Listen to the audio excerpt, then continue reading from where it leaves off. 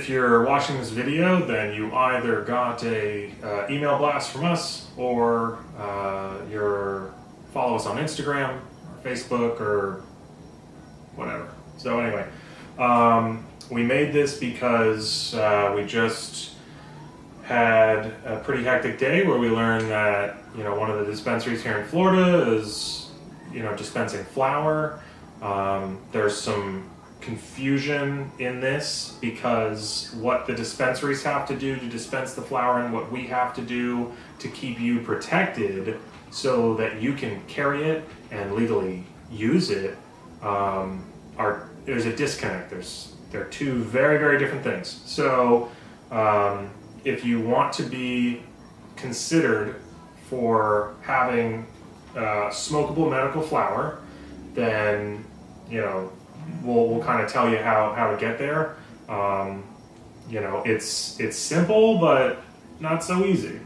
Right. So we have spent a lot of today in between patients on how to do this, because I know some of you guys went to the dispensary and saw flower there and you wanted to get it. And I know there was some misinformation at some of the dispensaries about how to get it. It was just us writing a little note and then you were able to get it. The answer to the question of is that all we have to do is yes and no. On the dispensary side, all they have to see is a note in your record.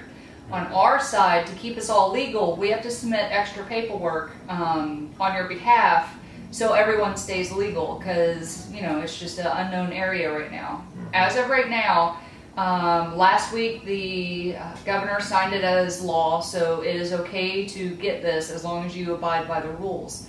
The health department doesn't meet until the 4th of April, so everything right now is very gray. There's no black and white in this area. So we have gone through what the health department has said, what the governor has said, and pieced it together. And what we've come up with is we redid the consent, so it includes the risk associated with smokable marijuana. And the state has said that you have to actually come in with or come in to sign a new consent. We were hoping we could do this by email, but they have said absolutely not. You have to actually come in with a consent, and we have to witness it.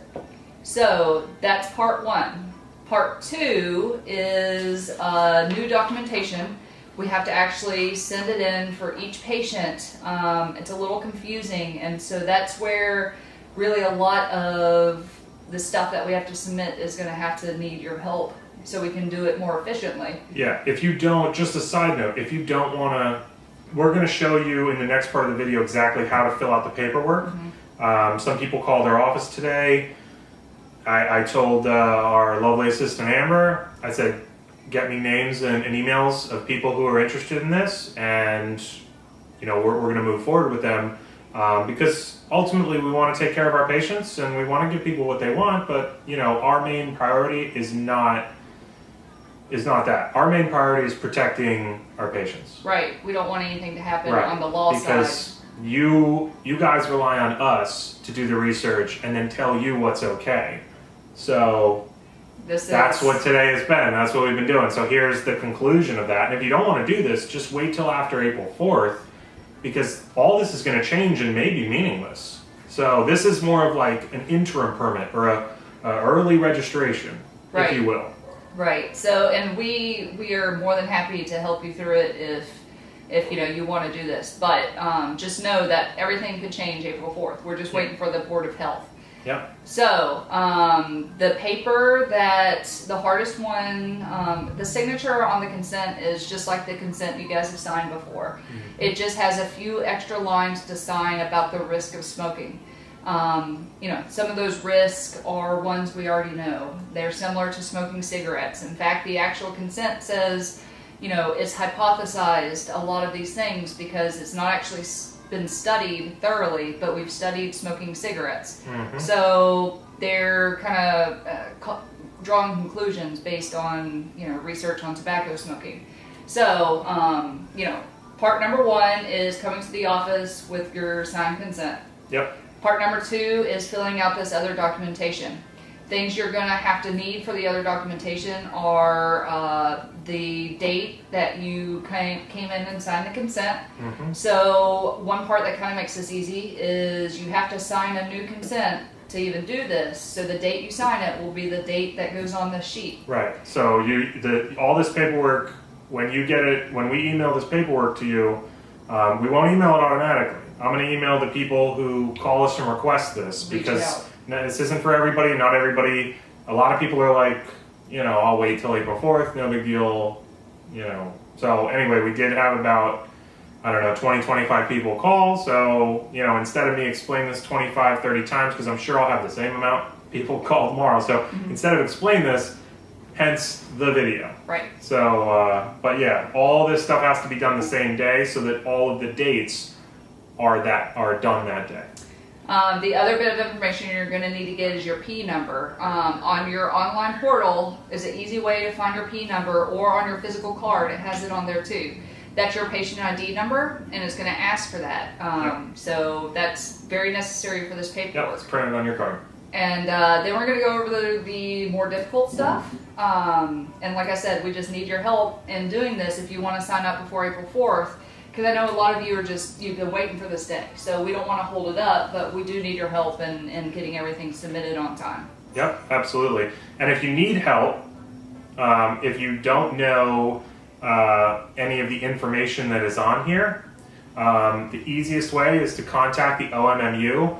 It's 800-808-9580, and you give them your patient ID number, you give them your name and your date of birth, and they can give you any information that you need, whether it be the certification date or a past prescription, or you say, I want to know, I bought a topical last month, but I don't remember the date and I don't remember what dispensary it was at. They can get you all that information, because believe it or not, we're going to need it. So anyway, without further ado, we will get into the actual paperwork of this. All right, so if you're interested, you'll get 2 attachments from us. The first one will be the consent form you guys have all signed before. The 2 pages look like this. There's one just talking about the smokable marijuana and the risk involved. And then there's the other side, which is just another initial, and then printed name, signed name, and then the rest of ours. So that's just the normal consent. Just make sure every little line is signed, and you can either do that before or after you get to the office, but go ahead and print it out so it's handy. The second attachment is the more difficult one. So the first part was mine. It's just talking about my information. The next part talks about the certification issued by us. That is the date that you signed your consent. That's what that means. So since we have to sign a new consent, it's whatever date you actually come in with your consent, and that's the date that will end up going there. The next one is your date of birth, which obviously is pretty easy to answer. After that is your patient identifier. That's the P number that's either on your card from the state or on your online profile. Then the next question talks about, have you tried other routes of administration? Most of you, if you're watching this, it's going to be yes. So you just check the yes box. And then we go down to the ones that you've tried.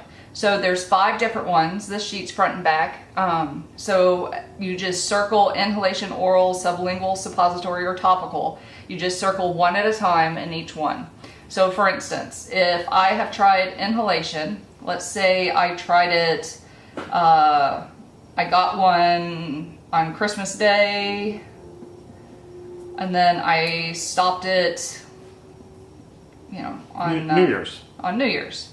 And then over here, I have to write an assessment of the effectiveness. So how about helped with pain, but gave me a headache, which has been a common thing with some people. Mm-hmm. So that just shows that it helped you, but there was a side effect. And so that's one reason that this might be a good option. And the next one, let's just do topical. And the dates here that it's talking about, the active period, that is the date that you bought it from the dispensary, which is on your online portal, or you can call the state and they'll be able to tell you, you know, where you bought it, all that kind of stuff. The dispensaries have that information as well, and I'm sure they'd be happy to give you that information if you need it for the date. And then the through date, the final one is just what date you stopped it on. So let's say you tried it one day and it didn't work, or you know, you're currently still using it. So let's say we got this on Christmas as well, and then still using it. But a common thing I've heard about topical is it works, but it's just not enough relief. Whichever one you've tried. The second page continues through 2 more of those if you've tried 2 more. The next part is my part. It's documentation I have to prove to the state that this is a option for people, and there is research backing the option for your specific ailment. After that is where I sign it. After all this is done, I have to submit all the paperwork to the state so they can keep it on file, and that's why this is so important. So that's kind of the basis of these sheets and what we need help in filling them out with for you. And like I said, on April 4th, it might all change, but for now, that's kind of where the state is. All right, so real quickly, we're just going to go through the what to do when you're on the registry. Keep in mind, you can do this by calling the Department of Health at 800-808-9580. They can give you this information. Any dispensary where you've purchased products previously can also give you this information if you want to just go in person. And then this is probably the easiest way. When you log into the MMU registry at the floridahealth.gov website, what you're going to need to fill out that paperwork is you're going to need the active period, basically the start date of when you got a prescription. So, for example, right here, we're looking at one prescription I bought at Grow Healthy on 9/26/2018. It gives you the time here. This was the sales associate that helped me with the purchase. This was the amount dispensed, and it was delivered on September 27th. So this was a delivery. Okay. And then it also has to show the route of administration, which you find right here. So this was a medical marijuana, and the route of delivery was an oral medication. So, you know, second example would just be here. I bought a product at TrueLeave, also a medical marijuana oral prescription on 10/30/2018, lists the time, sales associates info, and then given to patient just means that it was given to me, you know, in person at the dispensary. So we only need, this only has enough for 5. So since there's only enough for 5, you definitely don't have to write down every single one. We just have to prove that you've tried something and you need something more of the entourage effect of the whole flower to have effective pain relief or relief from PTSD or whatever your case may be. So, okay, very good. I hope that this helps. I will send out a packet of information via PDF to any patient's email who called our office and requested information. You'll get this in your email. You have to print it out. You have to fill it all out and then make an appointment to come drop it off. Unfortunately, you cannot email this information back to us. This has to be delivered in person because we have to witness you. You know, we have to witness you sign, you know, the final end of the paperwork and act as witnesses, basically. That is how the state has written this law. So until they change it in April, this is what we've got to work with. So just to give everybody a heads up, I hope you guys found this, you know, helpful. And anybody who wants to go ahead and start this process, feel free to give us a call. We're open tomorrow, and we'll be open on Saturday from 10 to 2, but our offices will not be open. As per usual, we take phone calls from 10 to 2, so if you want information or you want to set up an appointment for that next week to come in and start ironing this out, then, you know, absolutely we can do it.